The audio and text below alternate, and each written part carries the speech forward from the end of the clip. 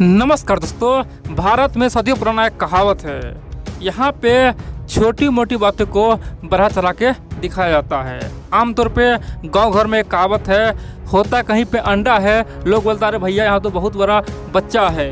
दोस्तों उसी प्रकार से कहीं पे कोई बिल्ली देखता है, कहता है देखो भैया ये तो चीता है। दोस्तों ये भारत का बहुत पुराना ये किस्सा है और सच्चाई भी है। लोग बढ़ा चढ़ा कोई बात को दिखाते हैं और निगेटिव चीज़ को खूब प्रचार करते हैं। अच्छाई का प्रचार बिल्कुल नहीं करता है और जो बुरी बात है उसको लोग पूरा प्रचार करता है। और इसीलिए दोस्तों भारत में आपस में ही लोग एक दूसरे से लड़ता रहता है। आप बोलेंगे हम ये क्यों बोल रहे हैं?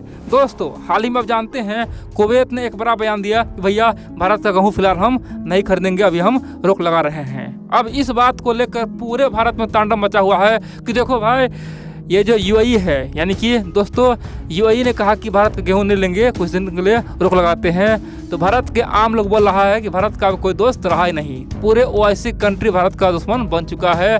हमारा सच्चा मित्र था यूएई। जी हाँ दोस्तों, भारत का एक नया क्वाड बना है जिसमें यूएई, भारत, इजराइल और अमेरिका है। उन्होंने कहा कि जब यूएई यहाँ से हाथ छुड़ा सकता है तो भारत का कोई रहा ही नहीं। दोस्तों यहाँ तक कह दिया कि मोदी सरकार, भारत सरकार को अब संन्यास लेना चाहिए। ये बहुत बड़ा हानि हुआ भारत के लिए। अब भारत क्या करेगा? अब यूएई को सबक सिखाओ, उसका औकात दिखाओ, ये सब गद्दार है। दोस्तों इस तरह की बातें कहा गया, लेकिन सच्चाई किसी को पता नहीं। दोस्तों यूएई के बारे में आप जानेंगे ना तो आप हैरान हो जाएंगे, बोलेंगे भैया दुनिया में केवल यूएई है जो भारत का मित्रता निभा रहा है। जी हाँ दोस्तों, जितना मित्रता आज हमारे लिए रूस निभा रहा है, जितना इजराइल निभा रहा है, उसे 100 गुना अधिक मित्रता आज यूएई ने निभाया है और पूरे ओआईसी कंट्री से पंगा लिया है और पूरे दुनिया को चुकाया है और बताया है कि भारत के लिए हम कुछ भी कर सकते हैं। अब यहाँ पे कई सारे मित्र बोलेंगे भैया ऐसा क्या हो गया, यूएई क्या किया है? दोस्तों मैं आपको तमाम बातें बताऊंगा और बोलेंगे भैया भारत का जो बुद्धिजीवी है, थिंक टैंक है, वो पूरी तरह से पगला चुका है, केवल भारत को बदनाम करने की कोशिश करता है। दोस्तों आप लोग पूरा वीडियो देखते रहिए, लेकिन इन सबसे पहले आप लोग को बता दूं दोस्तों, आप लोग वीडियो पूरा देखते हैं लेकिन वीडियो को लाइक करना ही भूल जाते हैं। आप लोग से फिर से रिक्वेस्ट है, अनुरोध है, जितना हो सके वीडियो को लाइक करें, चैनल को सब्सक्राइब करें और कमेंट भी करें। आप लोग का लाइक, कमेंट और शेयर बहुत ही महत्वपूर्ण है। अब जानते हैं आखिरकार हुआ क्या है। दोस्तों आम तौर पे आप देखेंगे तो यूएई भारत का बहुत कम विरोध करता है, ये दोस्तों सच्चाई है। और इसीलिए भारत ने ओपनली यूएई को अपना असली मित्र बताया है। और बड़ी बात यह है, इसीलिए यूएई और इजराइल एक ग्रुप में है जिसमें भारत भी है और अमेरिका भी, जिसे नया क्वाड कहते हैं। अब दोस्तों हाल ही में जानते हैं नूपुर शर्मा मुद्दा बहुत ही गंभीर हो चुका है। पूरे दुनिया भारत को ज्ञान दिया, यहाँ तक कि ओआईसी कंट्री तो बाइकआउट करने का बात कह दिया। और बड़ी बात तो यह है, यह मुद्दा कुवैत से उठा, फिर तुर्की बयान दिया, पाकिस्तान बयान दिया, ईरान जिसे हम अपना भाई मानते हैं। दोस्तों ईरान भी यहाँ पे बहुत बड़ा गेम खेला। जिस ईरान को हम लोगों ने पैसा दिया, जीवन दान दिया, चाबहार पोर्ट बनाया, वो भी हमारे साथ गेम खेला। बड़ी बात यह दोस्तों यूएई ने ओपनली इस मुद्दे से तो पल्ला झाड़ा भी, और बड़ी बात यह है भारत का समर्थन कर दिया।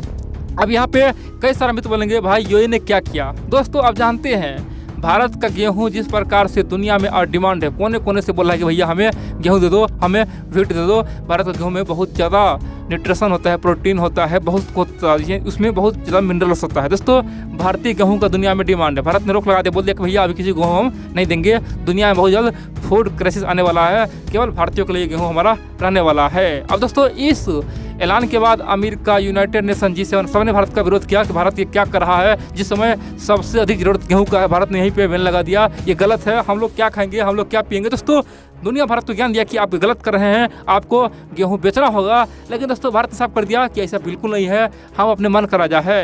जब अमेरिका वाले मुसीबत में अपना डिसीजन ले सकता है, जब चाइना ले सकता है, तो हम क्यों लेंगे भैया? हम तो खुद ही गेहूँ उत्पन्न करते हैं ना, हम खुद ही खाएंगे। दोस्तों ये बात कह के दुनिया को चौंका दिया। अब यहाँ पे कुछ देश है जो भारत में हाथ फैलाया और बड़ी बात यह है भारत को रिक्वेस्ट की कि भैया हमें तो दे दो। खासतौर पे बांग्लादेश हो गया, ओमान हो गया, कुवैत, सॉरी दोस्तों यूएई हो गया, यानी कि 4-5 देश, इंडोनेशिया हो गया। क्यों क्या इंडोनेशिया बोल रहा है कि भैया आप हमसे पम ऑयल लीजिए, क्या लीजिए? पम ऑयल लीजिए और बदले में हमें गेहूँ दे दीजिए। दोस्तों भारत सोच रहा है क्यों नहीं देते। अब यहाँ पे बांग्लादेश दोस्तों हाथ फट जा रहा है कि भैया हमें गेहूँ दे दो, अगर गेहूँ नहीं मिलेगा तो हम कहानी खत्म हो जाएगा, यहाँ पे भुखमरी आ जाएगा। दोस्तों उसी प्रकार से यूएई बोल रहा है, यानी कि तमाम देश, यानी 4-5 देश को भारत अब गेहूँ देने का प्लान कर रहा है। आप बोलेंगे तो भारत ये प्लान कर रहा है तो यूएई ने हमारे लिए क्या काम किया? दोस्तों भारत ने ओपनली कहा है 4-5 देश को, देखो भाई तुम्हें हम गेहूँ दे देंगे, तुम लोग बहुत रिक्वेस्ट कर रहे हो तो गेहूँ दे देंगे। और एक काम करना, ये ध्यान रखना कि तुम्हारे यहाँ जो व्यापारी है, तुम्हारे यहाँ जो आम लोकल धनी आदमी है, इस गेहूं का ब्लैक बाजार, खास तौर पे काला बाजारी शुरू न कर दे। ऐसा नहीं कि सस्ता में आप लोग गेहूँ लेते लेते पूरा स्टॉक कर दो और फिर क्या है उसी गेहूँ को आटा पिसा के पूरे दुनिया में बेचो, गरीब जिसमें 3 गुना भाव में बेचो। यानी कि केवल गेहूँ हम देंगे आपको खाने के लिए, यूएई का जो आम जनता है उसे खाने के लिए, इंडोनेशिया का जो आम जनता है उसे खाने के लिए, बांग्लादेश का जो आम जनता है उतना ही देंगे। इसीलिए इन 5 देश का सरकार ये सुनिश्चित कर ले कि गेहूं उतना ही मंगाए जितना आपके काम के लिए हो। ऐसा नहीं कि हमसे 2 गुना गेहूं मंगा के और उसे आप 4 गुना भाव में दुनिया में बेच देंगे। यानी कि हमसे गेहूं आप मंगा लिए खाने के नाम पे, फिर क्या करेंगे यहाँ से आपका व्यापारी स्टॉक करके दुनिया के गरीब देश को 2 गुना 3 गुना रेट पे बेचेगा, गेहूँ बेचेगा, उससे आटा पिसा के बेचेगा।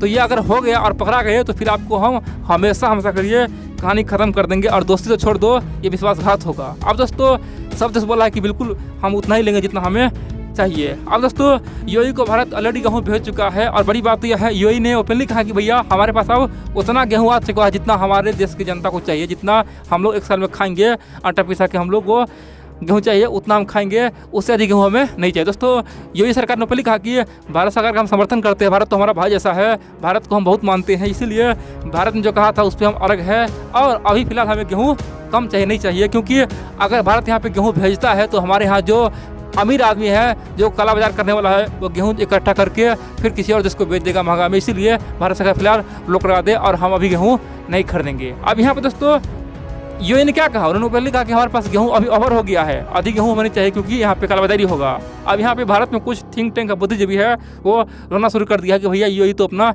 दोस्त नहीं हो तो गद्दार है। दोस्तों सिंपल सी बात कहते हो बिना सच्चाई जाने हुए किसी के बारे में कुछ बोल देना यही मूर्खता है। हमारे देश में दोस्तों ये सदियों का परंपरा है, जानना कुछ नहीं और बोला बहुत ज़्यादा। और बड़ी बात यह दोस्तों अगर हम आपको सच्चाई नहीं बताएंगे ना दोस्तों, बहुत सारे मित्र तो समझेंगे भैया यूएई तो सचमुच में धोखेबाज है, ये तो वो ऐसी कंट्री के साथ मिलकर बहुत बड़ा गद्दारी कर रहे हैं। दोस्तों ऐसा बिल्कुल नहीं है। यही यूएई अब जानते हैं दोस्तों इजराइल को मान्यता भी दिया है हाल ही में, और यही यूएई नया क्वाड बना जिसमें इजराइल भी है, भारत भी है और अमेरिका भी। यानी कि दोस्तों यूएई बहुत अच्छा मित्र है भारत का। और बड़ी बात यह दोस्तों यूएई पाकिस्तान को कद दिखाने के लिए भी तैयार है। यानी कि यूएई छोटा जरूर है लेकिन बहुत बड़ा दिलदार है और भारत का अच्छा मित्र है। दोस्तों वर्तमान में अब सऊदी पर भरोसा ना करें क्योंकि वो बहुत ज़्यादा डबल गेम खेलता है, लेकिन यूएई ओपन में रहता है, आमने सामने की बात करता है, भारत के साथ रहता है।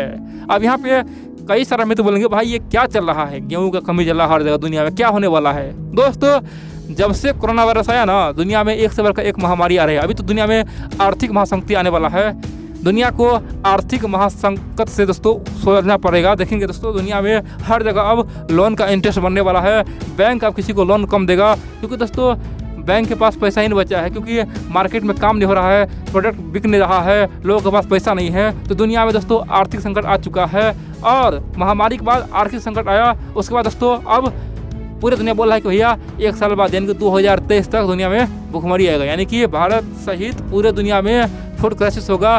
भारत तो बचा लेगा, उसके पास तो अनाज है वो बचा लेगा, लेकिन कई सारे देश फूड क्राइसिस में बुरा हाल हो जाएगा, बहुत सारे लोग मारा जाएगा। खासतौर पे अफ्रीकन देश में बहुत ही बुरा हाल होगा और ख़ासतौर पे जो भी देश के पास अभी अनाज की दिक्कत है ना, खासतौर पे अगर उसे अनाज न मिला तो बहुत बुरा हाल हो जाएगा।